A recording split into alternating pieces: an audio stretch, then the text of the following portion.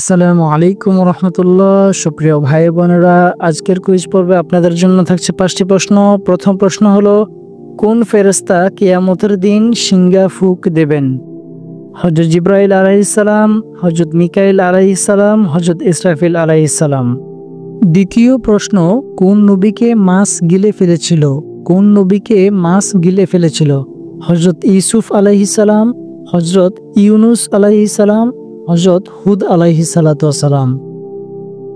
তৃতীয় প্রশ্ন, কোন সূরাকে কোরআনের 1/3 বলা হয়েছে?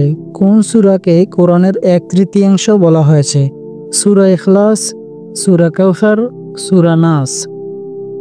চতুর্থ প্রশ্ন, কোন মাসকে আল্লাহর মাস বলা হয়েছে? রমাদান মাস, মুহররম মাস, শাবান মাস। পঞ্চম প্রশ্ন, রাসূল সাল্লাল্লাহু আলাইহি সাল্লাম কোথায় জন্মগ্রহণ করেন? মক্কাতুল মুকাররমা, মদিনা মুনাওয়ারা, তায়েফ।